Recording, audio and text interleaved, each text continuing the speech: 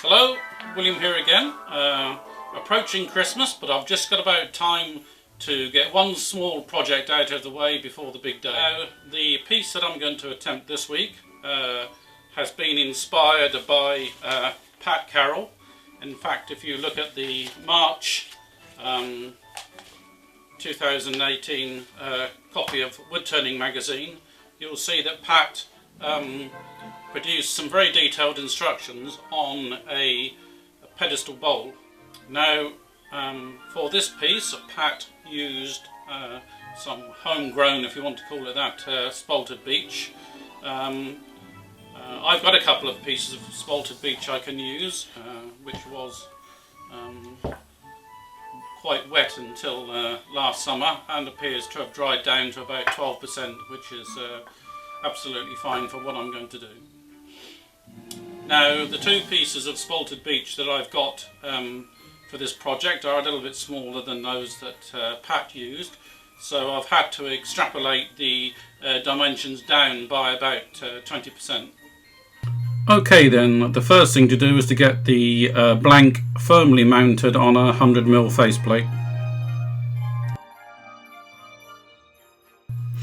Now, it's quite surprising to see how much this blank is in fact warped. It's been stored for 2 years in my garage since green, but I think the hot summer of this year didn't do it any good.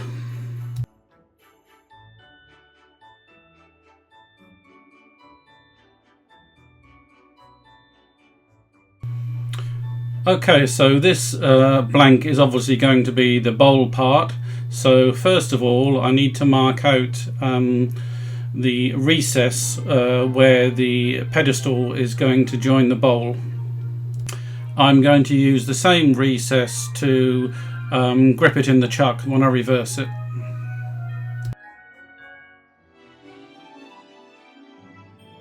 So here I'm just roughing out the profile of the bowl using one of my much loved Sorby bowl gouges. One of the challenges I typically face when turning Spalted Beech is the difference in the density between the whitewood and the rest of the wood. Surprisingly, with this particular blank, there is almost no whitewood, so this isn't a problem I'm going to face.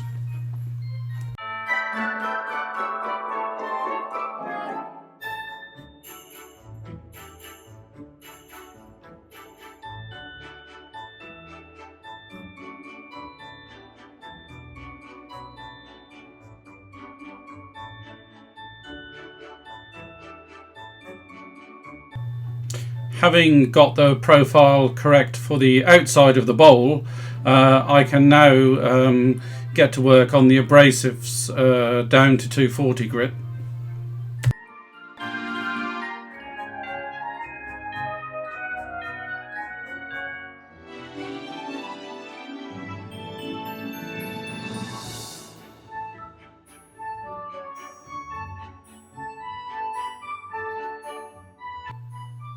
Here I'm just excavating the recess.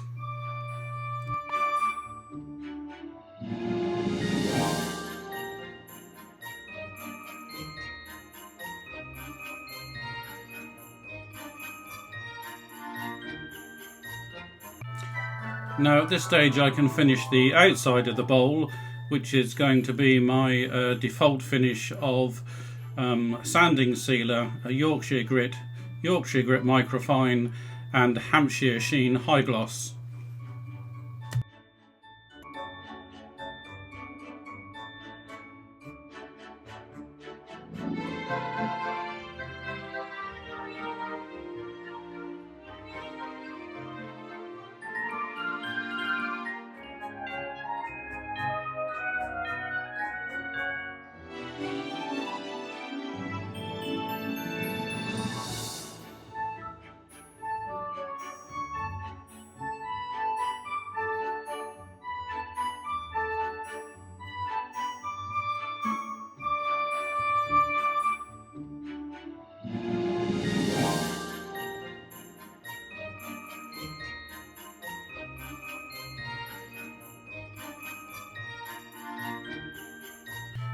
Okay, here I'm just beginning to excavate the bowl, and I'm still trying to keep to Pat's original design, despite the fact that both the blanks I'm using are quite warped, and therefore the sizes aren't quite what I anticipated.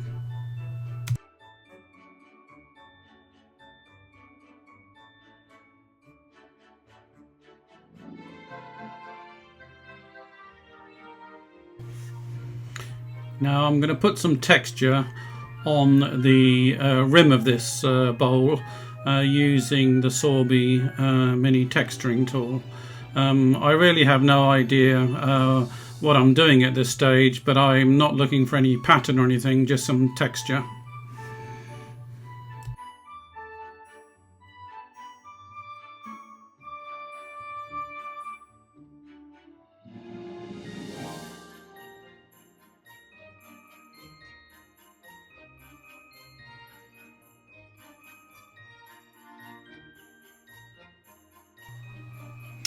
Okay, here I'm just going to clean up the inside of the bowl before I go into abrasive, and for this I'm using my Axminster Tools 1-inch scraper.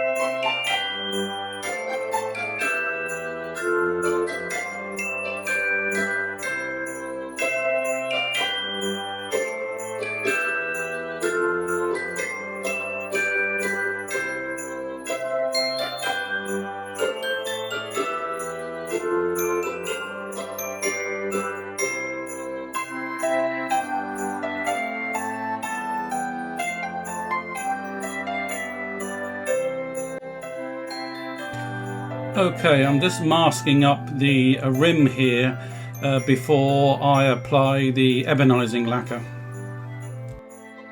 Now, for anybody that hasn't discovered frog tape, I strongly recommend it for this type of work.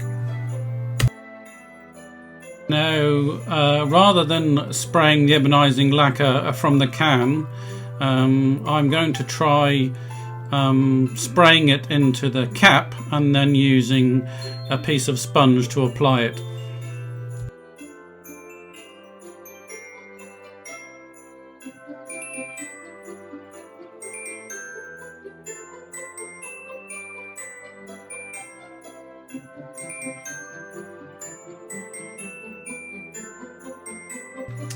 Now, I applied 3 coats this way to make sure I got good coverage, and it seemed to work okay.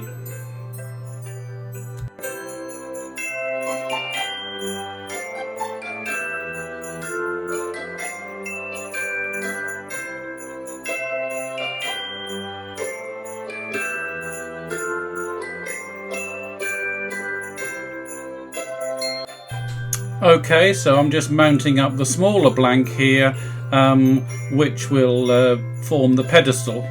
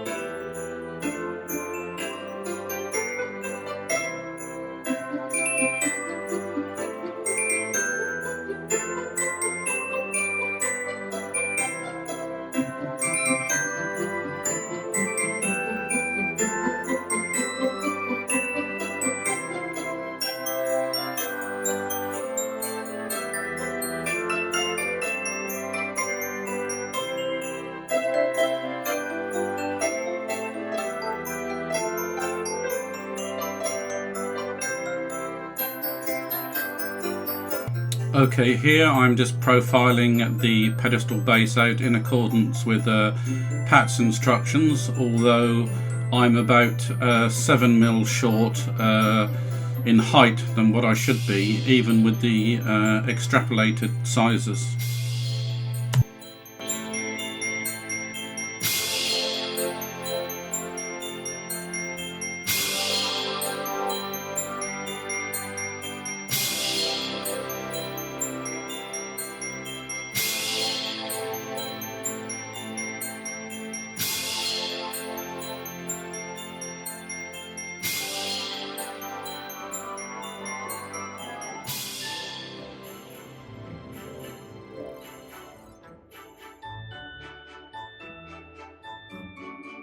Yeah, just switching over now back to my 1-inch scraper, I seem to be able to get an extremely good finish with this very simple tool.